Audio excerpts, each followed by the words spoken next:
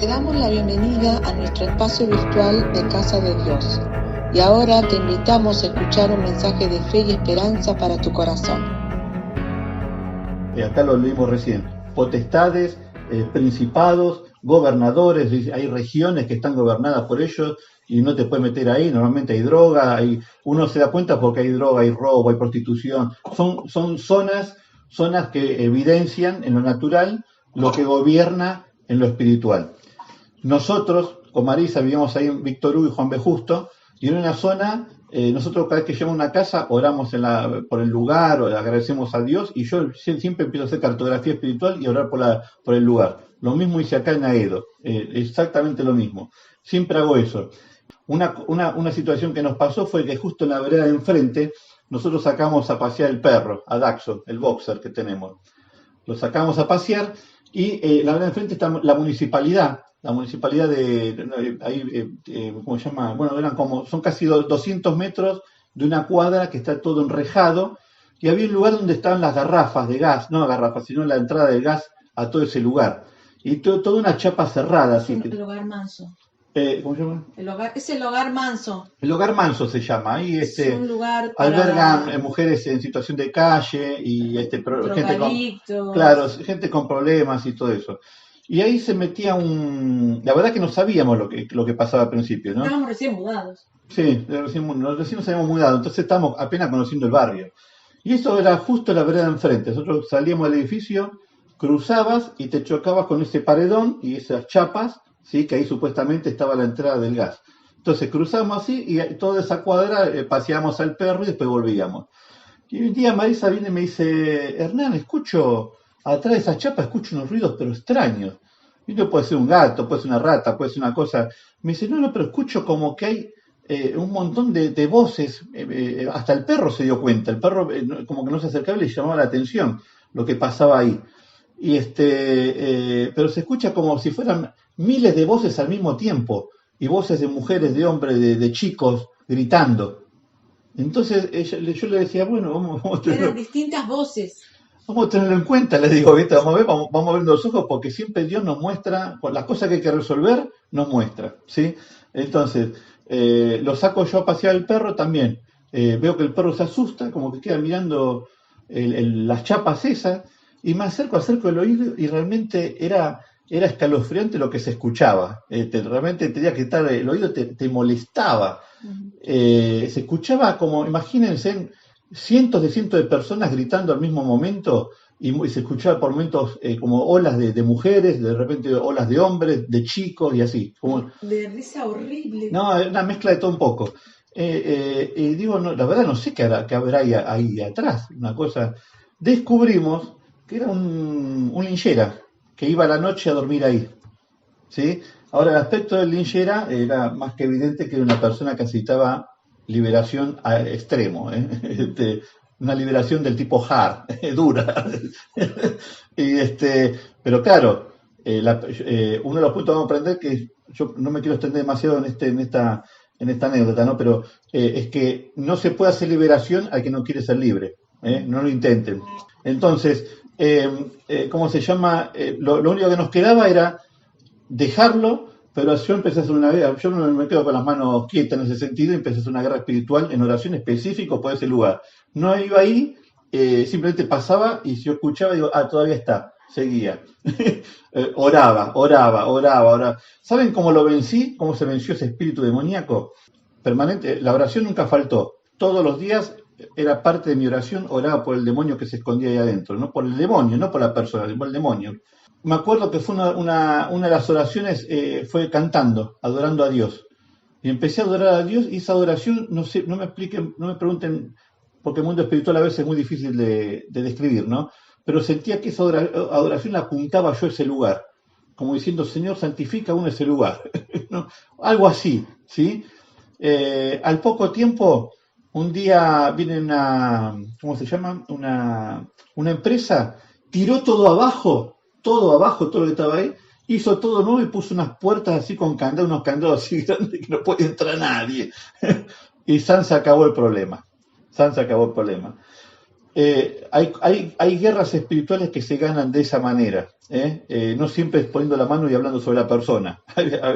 La estrategia la tiene que dar el Espíritu Santo. Nosotros tratamos de movernos siempre con los mismos parámetros, pero acuérdense que en algún momento el Espíritu Santo vino a nuestro oído y dice, probá con esto. Y ahí, ¡fa! Certero. Nosotros cuando nos mudamos, conocíamos el barrio, nos criamos ahí y todo, pero no sabía cómo lo que se había vuelto. Se había vuelto, en la parte de atrás era zona roja de travestis. Era terrible el lugar, terrible. La gente parecía un monstruo, porque ni siquiera tenía aspecto de hombre disfrazado de mujer. Eran monstruos realmente, deformados, una cosa de terror. Había droga, había de todo en esa cuadra. Y se imaginan, bueno, yo cada vez que sacaba el perro, iba caminando toda la vuelta así hasta la plaza y volvía de nuevo, iba orando por toda la región, ¿sí?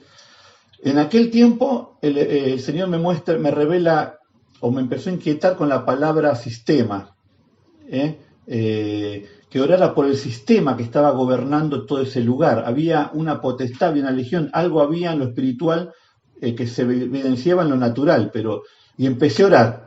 Mi oración era de guerra por eso. Yo reclamaba esa parte, digamos el barrio en realidad, ¿no? Pero específicamente esa parte, porque yo no quiero habitar donde está la luz, vuelvo a repetir, las tinieblas se tienen que ir, sí o sí. Por supuesto no fue un día para otro, pero les puedo asegurar que un día saco a pasear el perro. Yo lo sacaba de noche porque justamente había tantos robos y tantos problemas, para no exponer a las chicas, lo sacaba yo tipo 1 de la mañana, una cosa así. Por encima con mi trabajo de horario rotativo tenía esos horarios extraños. Pero hubo una noche que lo saqué al perro y como eran las cuadras largas, yo cruzaba, como les dije, y encaraba para lo de Juan B. Justo, que eran casi 100 y pico de metros. Entonces, y era parte muy oscura hasta llegar a la avenida. En la avenida estaba todo iluminado, pero toda esa parte ahí de Víctor Hugo pero muy oscuro. Voy con el perro caminando, y veo que por la esquina, por Juan B. Justo, casi 100 metros, va cruzando una persona, toda vestida de blanco, camisa blanca, pantalón blanco, todo blanco. Y cuando cruza la calle, llega a la esquina, digamos a la vereda donde estoy yo, pero en la esquina, y hace así, para y mira, ¿sí? Mira hacia donde yo estaba yendo, digamos, como yo estaba yendo hacia él, digamos, básicamente. Y digo, se ve que alguien atrás mío, viene alguien atrás mío, digo yo estoy caminando como que nada. Y bueno, eran 80 metros y se quedó así parado mirando. Y yo me iba acercando a él y digo, bueno, si no, me di vuelta así para ver, digo, a ver si cae una trampa, ¿no? y atrás mío no había nadie. Entonces digo, bueno, a ver con qué sale, ¿no? Entonces yo iba caminando, me iba acercando y él mirándome fijo, hasta que nos llegamos ahí. Y cuando paso, como que yo digamos, vengo así y giro para continuar por Juan B. Justo. En cuanto paso por al lado de él, me dice, odio a los cristianos, y empezó a largar toda una serie de insultos. Ahora yo pregunto, ¿quién le dijo que yo era cristiano? ¿De dónde salió ese hombre? ¿Quién le explicó toda esta situación que me está diciendo? Entonces, claro, vuelvo a repetir, nosotros, el Señor, como predicaba el otro día mamá, el Señor nos avisa anticipado lo que va a pasar, nos prepara para lo que viene. Entonces, el perro para ahí, hace su necesidad, y él pasa otra vez por el lado mío, ¿no? Insultó y siguió caminando como si nada. Y ahí no sé si será la sangre vasca o la parte italiana que tengo yo, no sé, me salió una cosa ahí medio, esta no se lo voy a dejar así nomás, le digo, pensaba yo. Lo que pasa es que estaba con el perro, estábamos en la calle, el tipo estaba manifestado, era el mismo diablo que tomó ese cuerpo y estaba hablando a través de esa persona. Entonces, digo, yo no voy a dejar que pase un demonio delante de mí y me insulte así, porque era el demonio, vuelvo a repetir, no era la persona. Si era la persona, tomaba otra cosa, otro recaudo diferente. Entonces, me le acerco, ¿sí? Y le digo, para cerciorarme, si todavía estaba consciente o no ese hombre, le digo, ¿qué tal? Buenas noches, ¿me habló usted? ¿Usted me dijo algo? Y me mira y me dice, bueno, sinceramente, porque fue un diálogo casi de 30 metros, que no me acuerdo bien porque yo estaba concentrado en varias cosas, en qué hacer en ese momento, en las cosas que me decía y todo lo demás. Pero algo puntual, porque imagínense, yo a esa persona, si la empiezo a administrar, de repente es así, se va para el ojo en justo, pasa un auto, le pasa algo a ese hombre, ¿qué hacemos? ¿Me entiendes? Son momentos que cualquier cosa que se haga tiene que ser en el Espíritu de Dios, tiene que ser guiado 100% por Dios, si no, no puede ser una locura. Entonces, mientras voy caminando paralelo con él, estaba buscando dirección y ¿saben lo que me mira y me dice? Yo le digo, ¿cuál es tu nombre? Le digo, para ver con quién estás hablando. Y me dice, me llamo Sistema y yo gobierno todo esto que vos ves acá. ¿Qué les había dicho yo? El Señor me había dicho, orá por el sistema que está gobernando todo esto. Y cuando me dijo así, ya está, dije, es el demonio mismo, acá estás expuesto. Porque si se expuso, quiere decir que estás haciendo las cosas bien, quiere decir que estás siendo certero con la oración, algo le está molestando. Bueno, se los resumo porque si no, no puedo decir lo que quedan, que es más importante que el testimonio. Llegamos a la esquina y se manifestó, pero con todo. Me quería agredir, no se me acercaba, él me agredía verbalmente, nada más, me insultaba de arriba abajo, y yo reprendiéndolo en el nombre de Jesús. Es más, cruza la calle y el semáforo corta y para una silla de coche, y él estaba de un lado insultando y yo reprendiéndolo. Yo creo que la gente que vio eso no entendía ni medio.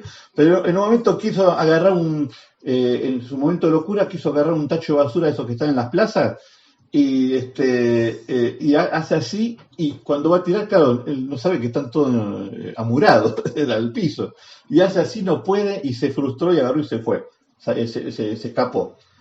El resumen de esto es, hay un mundo espiritual que existe, que es real, que usa a las personas, ¿sí? Pero nosotros tenemos que apuntar a eso que se esconde detrás de las personas y detrás de todas las cosas. Pero estamos llamados y tenemos la autoridad para hacerlo, ¿sí? Jesucristo nos dijo que nos preparó y que es parte del trabajo de la iglesia, ¿sí? Esto que tenemos que hacer. Y ahí quedó expuesto, porque la oración fue certera. Quería compartir, es una experiencia un poco fuerte, esto no quiere decir que le va a pasar a todos, por favor no me malentiendan. Yo lo que quería enfatizar es que realmente esas potestades están organizadas y existen y es verdad, y así como está en mi testimonio hay un montón más y de otros hermanos también, ¿no? Pero quiero decirles esto, se los leo rápido, así que para que no pare tiempo. Dice en Hechos 1:8, pero recibiréis poder cuando haya venido sobre vosotros el Espíritu Santo, y me seréis testigos, ¿sí? Ahora dice, recibiréis poder. Esto no se puede hacer sin poder. Esto que les digo yo, si el poder del Espíritu Santo no está, ni nos asomemos, ni nos acerquemos, por favor. Efesios 3:7 dice, del cual yo fui hecho ministro por el don de la gracia de Dios, está hablando Pablo, ¿no? Dice, que me ha sido dada según la operación de su poder. Es decir, habla de nuevo del poder, en este caso Pablo decía, yo hago todo esto según la gracia recibida y el poder de Dios que está dentro de mí, si no, no puedo hacer nada. En Efesios 3:16 dice, hablando de Jesucristo, ¿no? Para que os dé, conforme a la riqueza de su gloria, el ser fortalecidos con poder en el hombre interior por su espíritu. Y dice también en 3:20, y aquel que es poderoso para hacer todas estas cosas, es decir, todo lo que venimos hablando, el testimonio y todo lo que venimos hablando hasta ahora, dice, y mucho más abundante de lo que pedimos y entendemos, según el poder que actúa en nosotros. Si no había un poder en mí, esto no pasaba nada, el enemigo se me ríe, ni me espera 100 metros para decirme te odio, me ignora totalmente. Y Lucas 10:18 dice, y les dijo, yo veía a Satanás caer del cielo como un rayo, he aquí os doy potestad, es decir, poder, de hollar serpientes y escorpiones, y sobre toda fuerza del enemigo, y nada os dañará. Dice, pero no os regocijéis de que los espíritus se os sujetan, sino regocijaos, es decir, alégrense, de que vuestros nombres están escritos en el libro de la vida. ¿De qué sentido tiene hacer todo esto si mi nombre no está escrito en el libro de la vida, ¿no? Como esos cristianos que nombré al principio, cuando oramos se manifestaban, decían, hermano, usted es cristiano, todo lo demás, pero su nombre no está en el libro de la vida, es evidente. Hay algo que está mal, ¿sí? Bueno, después más adelante voy a retomarlo este tema, más adelante, ¿sí? Pero quiero dejarles, por lo menos que lo tengan presente, ¿sí? Y lo vayan después procesando. los 10 pasos que nos habían enseñado a nosotros a la hora de ministrar a la gente.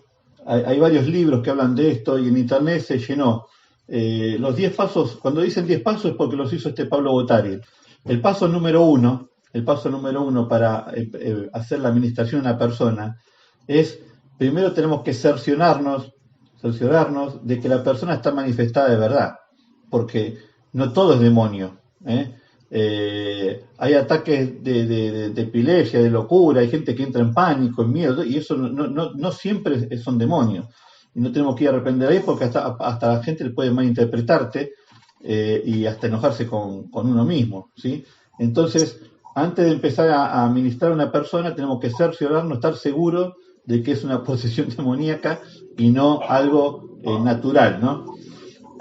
El punto 2 dice, si la persona está manifestada, es decir, está el demonio tomando el control del cuerpo, hay que tomar autoridad en el nombre de Jesús, ¿sí? Recién nombré 6 versículos que hablan de la autoridad y el poder que Dios nos dio a nosotros, ¿sí? Así que de eso no duden, no tienen que dudar para nada.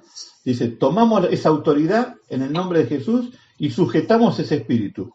Es decir, en el nombre de Jesús, espíritu inmundo, te sujeto en el nombre de Jesús.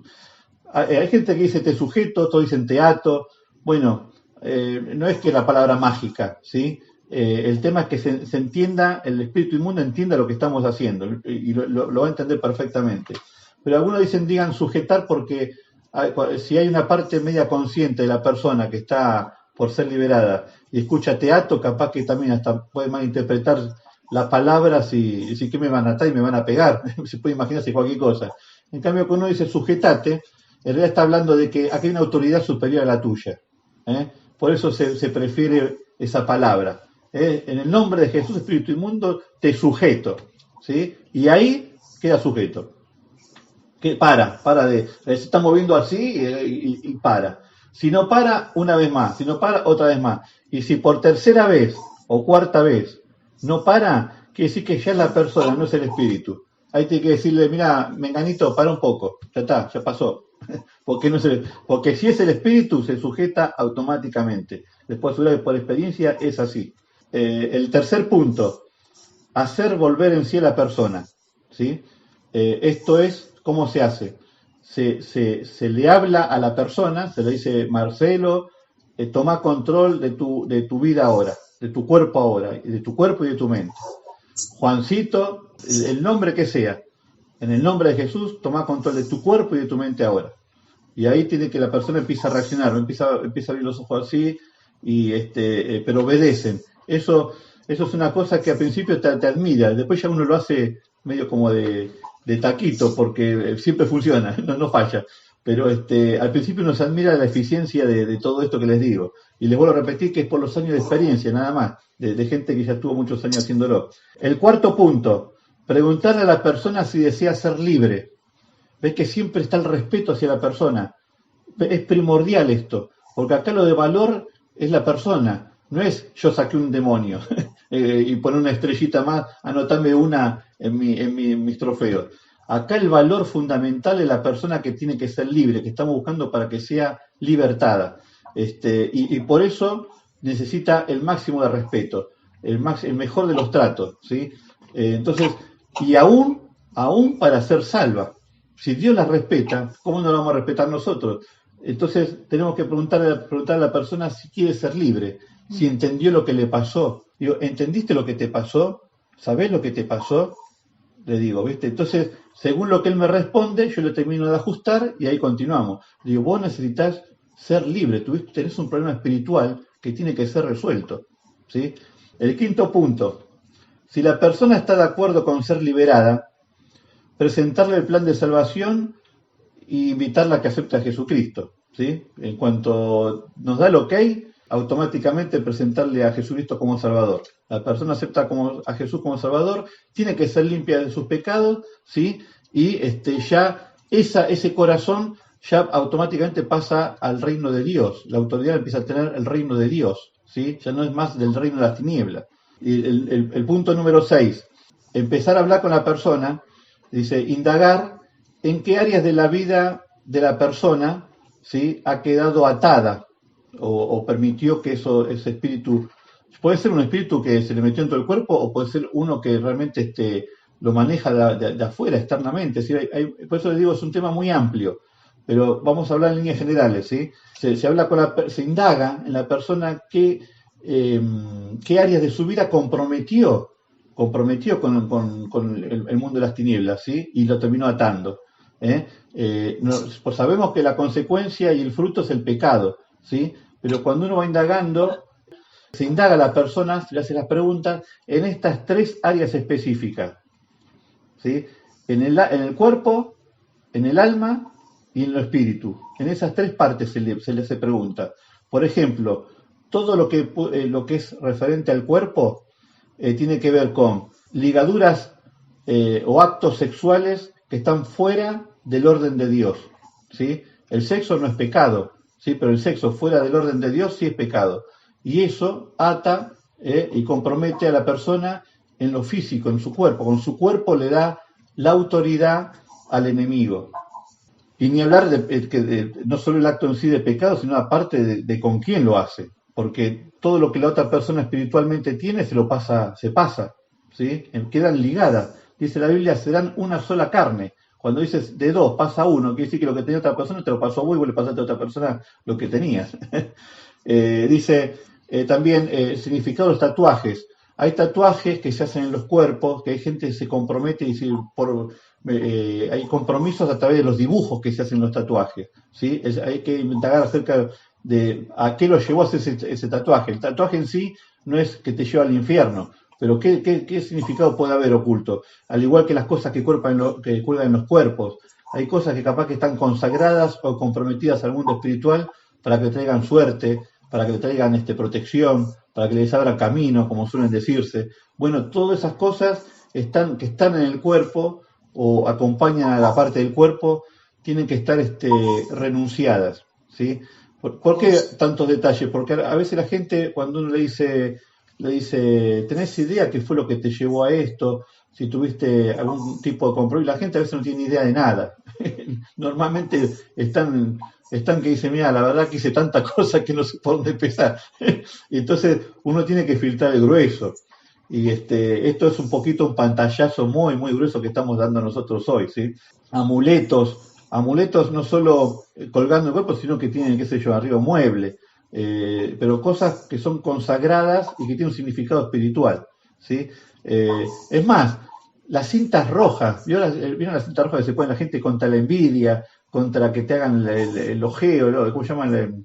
El mal de ojo, todo ese tipo de cosas? Bueno, eso tiene, así empieza la atadura, así se empieza con eso, con una tontería como esa.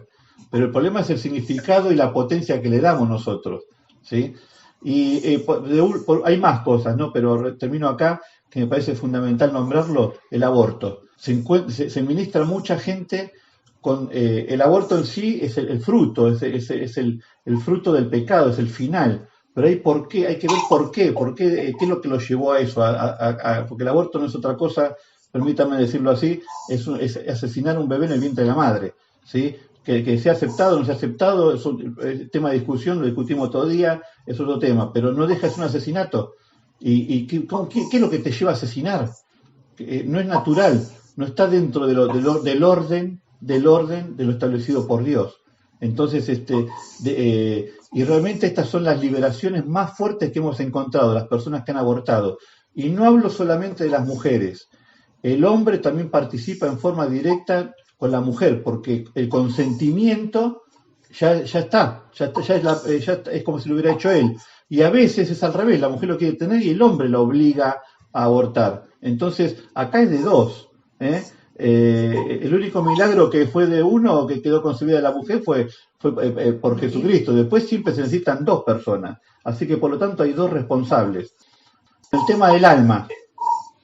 El alma también encontramos esto: amargura, odio, la falta de perdón. Eso es casi el 90% de la gente cuando pasan los años se va potenciando eso adentro y después termina una puerta abierta al enemigo. La ansiedad, ¿sí? o el miedo. El miedo y la ansiedad son dos cosas casi iguales, ¿no? La ansiedad es miedo, es temor, bueno, todo eso, el enemigo tiene una herramienta muy fuerte. Yo dije, la primera es tratar desapercibido, tratar de pasar desapercibido, ¿se acuerdan? Y la segunda, cuando ya lo descubriste, es infundirte temor. Te va a venir con el miedo. Es la segunda que opera, porque ya que me descubriste, ahora vas a conocer lo peor de mí. Ahora vas a ver quién soy yo, te dice. Ahora vas a ver, ¿entienden? Es decir, él se esconde, ya parece. Ahora cuando quedó expuesto por la luz, me sacaste, ahora vas a ver. Y trabaja con el miedo. El miedo no es otra cosa que la obra del diablo mismo que está debilitándote. Porque el miedo empieza escalonado, es como una escalera que te va llevando el miedo de enfermedad, esto, hasta que terminas en lo más triste de la vida, ¿sí? Por eso tenemos que reconocerlo como parte de hacer liberación, ¿no? Y por último, bueno, hay más cosas, pero la última área que nos queda es la del espíritu. El espíritu del hombre, sabemos que es tripartito, ¿no? El hombre, espíritu, alma y cuerpo. El espíritu también tiene que ser ministrado. Todo lo que es el área, vamos a redondearlo así, ¿no? De la administración de la parte del espíritu del hombre, tienen que hacerse esta pregunta. Haciendo esta pregunta es como que ya nos encamina mejor a la respuesta. Dice, ¿quién te bendijo? Es decir, ¿quién bendijo tu vida? ¿Quién bendijo tu vida que no fuera el Señor? ¿Sí? Entonces uno empieza a preguntar y dice, bueno, hay gente que va a un brujo para que le ayude, ¿sí? Por tal motivo, por tal cosa. Es decir, ese no es el Señor que te está bendiciendo. Hay gente que hace magia blanca y te dice, no, yo te voy a hacer un trabajo de magia blanca para que vos te vaya mejor y te contrarreste la magia negra. No, es mentira. Si no es el Señor que te bendice, olvídate. No aceptes ninguna bendición de nadie, porque no existe otra bendición que no sea de Dios, ¿sí? Entonces la pregunta que tenemos que hacer siempre es, ¿quién te bendijo tu vida o qué bendición pediste a alguien o algo, ¿sí? Que no haya sido Dios? Y ahí automáticamente ya empieza la respuesta. Yo fui a fulanito para que me ore, o consagré al santo tanto del campo tanto, que está en la montaña tanto, y que le dije, bueno, ahí, eso se tiene que ministrar con carácter urgente, porque ahí es lo que está afectando la parte espiritual, lo que es el espíritu. Cuando el espíritu está afectado, a esa gente le cuesta entender lo que es todo lo que hablamos nosotros de la palabra de Dios, ¿sí? Porque el mundo espiritual, el espíritu nuestro nos contacta con Dios. Entonces, si está en pecado, está truncado y perdemos esa comunión con Dios. Esa gente le cuesta orar. Además, le habla del evangelio y le molesta. Bueno, porque está atado con esto. ¿Me entienden? Adivinos, brujos, umbandistas, aquel que fue a tirarse las cartas, participar de la tabla Ouija, la cantidad de jóvenes que se ministran permanentemente. Porque ahora la venden en la juguetería la tabla Ouija. Uno va a una juguetería y te pide una tabla Ouija y los pibes se ponen a jugar. Bueno, estragos está haciendo eso, más en la juventud. Sesiones espiritistas, Reiki, ¿a quién consagraste tus finanzas? Hay gente para ser próspera consagra sus finanzas a alguien, ¿sí? A alguien que no es Dios, o la salud también, o para que salgan adelante. Estas tres áreas, a grueso modo, sería eso. Por supuesto que hay mucho más, pero ya estoy sobre la hora. Y no quiero terminar de decir estos. Quedan 1, 2, 3 puntitos más. Y bueno, de la parte del espíritu, la adoración a los muertos, ¿sí? La adoración a los muertos, tengan cuidado, porque cuando uno adora una imagen, ¿sí? Del santo tanto, en realidad está adorando muertos, ¿sí? Y eso, la Biblia habla muy claro con respecto a eso. Tiene que renunciar a eso. El que practicó y que era devoto de un santo, tiene que renunciar a eso. Yo se lo puedo asegurar que es así. Y después el horóscopo. Hay gente que pispea así un poquitito. No es que no creen, pero por la duda, mira, a ver qué me dice el horóscopo y queda ahí. No, háganme caso, porque estas puertitas son las que después permiten al enemigo entrar con todo. El punto 7, hacer que la persona renuncie en el nombre de Jesús a cada una de esas ataduras que dijimos recién, ¿sí? Audible, aunque sea en voz baja, ¿no? A veces por vergüenza, cuando están ministrando hay gente, tiene que ser en voz bajita, que se escucha el mismo, pero en lo posible, lo más específico posible, ¿sí? Cuando digo específico es aún como fue hecho, ¿sí? renuncio la autoridad que le di a fulano, al pai, qué sé yo, lo que sea, que le dije que me hiciera tal y tal cosa y me hizo hacer esto, aquello y lo otro. Bueno, cuanto más específico, mejor, ¿sí? Renuncio en el nombre de Jesús y le entrego la autoridad a Jesucristo. El número 8, tomar autoridad. Una vez que la persona renunció específicamente a todo, tomamos esa autoridad y ese poder que Dios nos dio, dice, en el nombre de Jesús, y rompemos específicamente todas esas ataduras, ¿sí? Hasta el final. Al final echamos fuera esos demonios, ¿sí? Y listo. Y después el 9 y el 10 son parecidos, que dice invitar a que la persona espontáneamente dé gracias a Dios por la liberación que tuvo, ¿sí? Que aclare que su vida y el poder pertenecen a Dios. Y el punto 10 es hacer orar a la persona para que sea llena del Espíritu Santo, ¿sí? Porque ¿qué pasa? Esto es tan delicado que a veces uno está, yo les digo, a veces son horas que normalmente está con la gente ministrándola y se pasan, imaginen, toda una vida a veces es. Entonces uno tiene que hacer el grueso, ¿sí? Para que la persona pueda continuar adelante en esa luz que comenzó a crecer. Pero cuando uno ora, libera y rompe las cadenas, decís, bueno, ahora vos orá, haz una oración y agradecerle a Dios. Y capaz que cuando empieza, otra vez se manifiesta. Entonces, evidentemente, hay que volver unos pasos atrás porque algo quedó que se escapó, ¿sí? Entonces, para renunciar, se dice, por ejemplo, a la amargura, la raíz de amargura, bueno, renuncio en el nombre de Jesús a la raíz de amargura que me provocó tal y cual situación en esta oportunidad, y cuanto más específico mejor.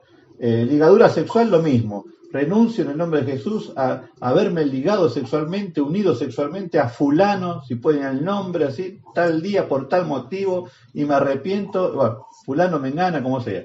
Y la parte espiritual, lo mismo. Renuncio a la autoridad que le di al brujo tal, o a esto, o a esta práctica, ¿verdad? Para que me arrepiento de haberla practicado, renuncio en nombre de Jesús, quiero ser libre. Hasta ahí nomás. Esto lo hice un poquito apuradito porque realmente me quedó corto el tiempo, pero son 10 puntos que léanlos tranquilos, procesenlo.